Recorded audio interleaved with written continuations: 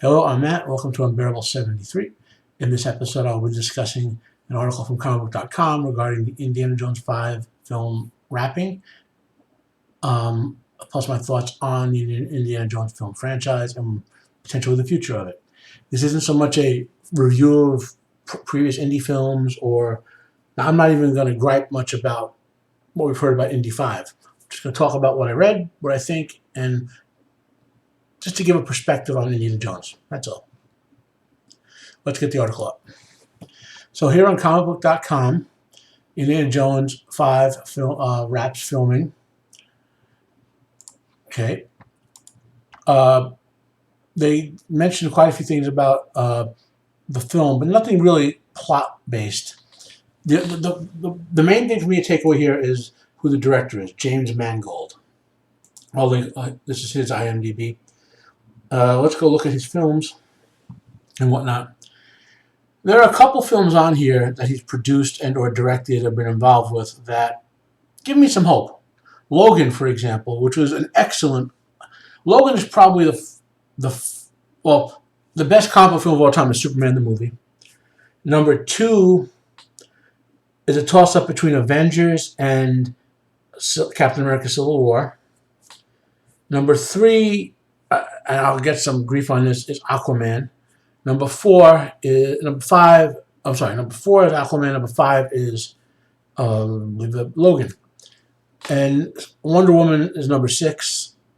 There's a couple other, but those are your best superhero films for the most part, in my opinion. And if you we'll scroll through his his movies and whatnot here, I think this guy, if given the free rein to do an Indiana Jones film, can do it very well. So that's a positive. Now, the Indiana Jones film franchise, the first film was good, very good. The second film was good. The third film was great. It is far and away the best film of the series. The fourth film was better than people give it credit for. I think that they had maybe a little bit better writing and directing, and the plot just seemed to...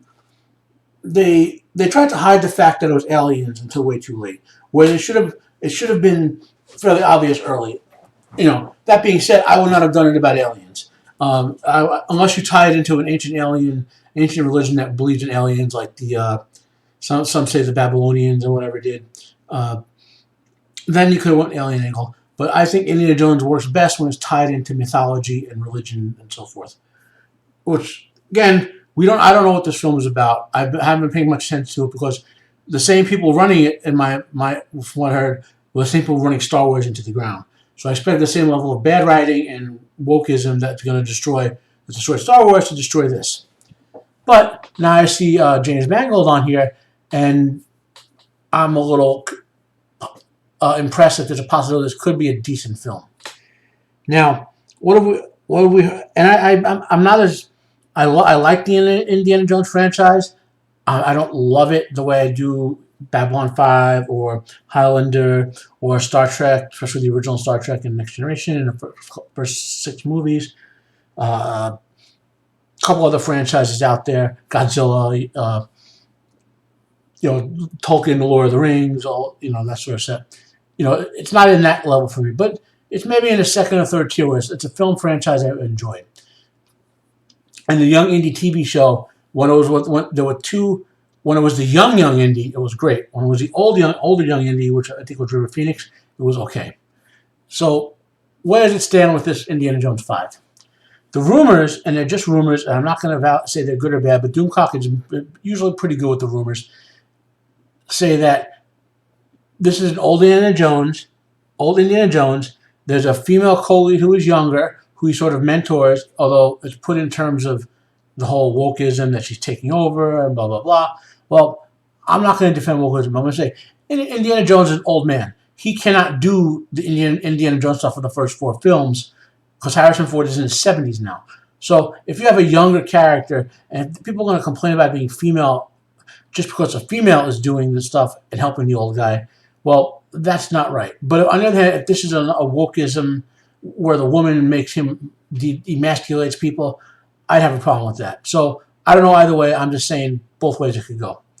So the rumors have it that at the end of this film, Indy almost dies, but then something happens to him with time travel, and that the Indiana Jones TV series starring this female character will be about Hart traveling through time to recover Indiana Jones. But when she does it, she does it in his younger time life, and then in his younger life, and so then that while Disney to recast Indiana Jones for Indy 6 to be a younger actor playing the same role. I don't like that. I think Indiana. I think they're making a mistake even having Harrison Ford in this film as Indiana Jones. If it were me, what I would have done is have a young actor play Indiana Jones and have Indiana play Henry Jones. And that would have been a nice little tie-in homage to James Bond changing roles over the years, with Harrison Ford playing a Sean Connery role. Sean Connery was Bond. They recast young Indy with a good young actor like Ryan Reynolds or Channing Tatum, another example, and just bomb the role if you want to. And you could do continuing pulp adventures of Indiana Jones set in the 30s and 40s and very early 50s. But then they made the mistake by moving the time period of the fourth film to the Cold War era. They should have been doing 40s stuff. Just keep throwing out timeless 40s pulp adventures. That would have been the way to go with this franchise. They didn't, so we're left with this film. So based on all that, do I think this film is going to be good? I would say there's a less than 5 in 10 chance of that happening. And almost all of those points I give it are from James Mangold being involved with this film.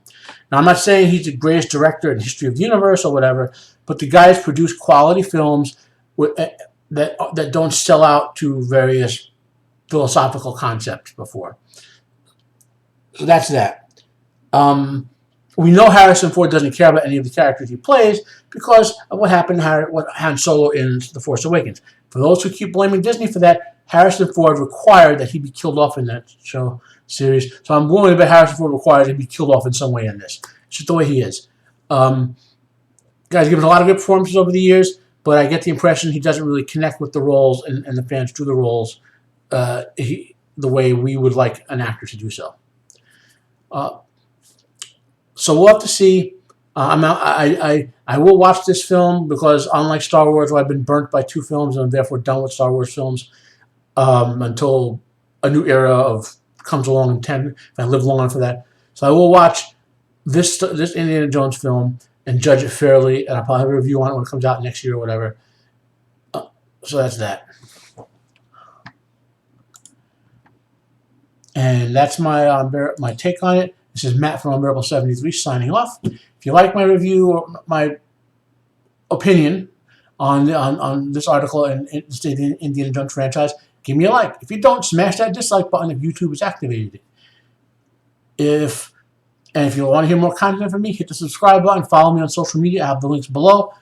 Thank you. Have a nice afternoon. I'm out of here.